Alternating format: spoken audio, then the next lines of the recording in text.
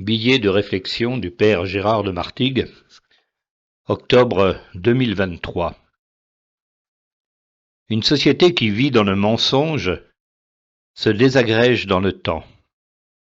Le mensonge est consubstantiel à l'homme. Mais le mensonge ne peut pas être la règle. Il doit être l'exception. Lorsqu'il est généralisé, il devient propagande. Qui nous ment actuellement? L'État, les médias, les universités, les entreprises, les associations? En bref, tout le monde, à un niveau ou à un autre, fonctionne dans le mensonge. Mais pourquoi mentir? Pour obtenir un avantage indu? Éviter une sanction?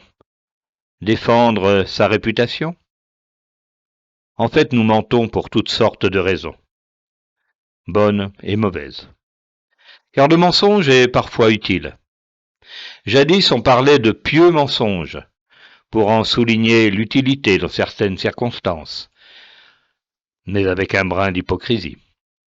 Ces derniers temps, à la manière de la calomnie dans l'œuvre de Beaumarchais, le mensonge a enflé et avancé.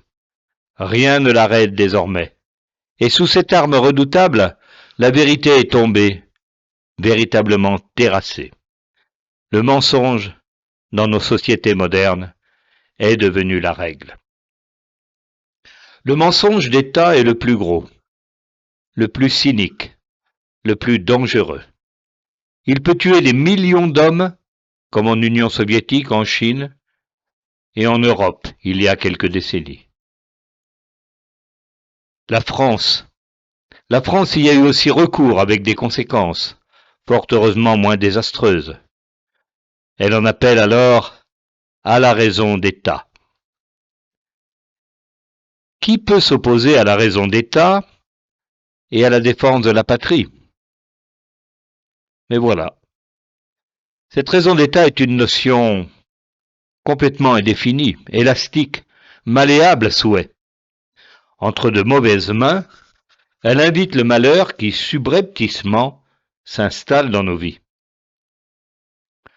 Dans cette tempête qu'est notre société, les médias ont emboîté le pas à l'État. Le quatrième pouvoir devient ainsi complice. Alors qu'il s'est battu au cours des siècles pour maintenir son indépendance, ce pouvoir, ou tout au moins une partie de ce pouvoir, s'est progressivement rallié à l'État depuis quelques années. Les médias se sont installés dans le mensonge, ce qui rend difficile la compréhension de notre monde. Les événements récents en attestent. La pandémie du coronavirus en est exemple. Et malheur à qui décrit sa vérité. Il est isolé, ostracisé, accusé de complotisme, voire de populisme. Les prudents s'autocensurent. Les gens mentent aussi. Internet leur a donné une plateforme inespérée pour exprimer leur frustration et leur colère, avec parfois des conséquences désastreuses. Ces excès qui doivent être sanctionnés ne peuvent être instrumentalisés pour justifier l'instauration de la censure. Le corollaire de la propagande est la censure. Et le mensonge ne voyage pas seul. Il emmène avec lui la méfiance, le soupçon, la fraude, la prévarication et la mort.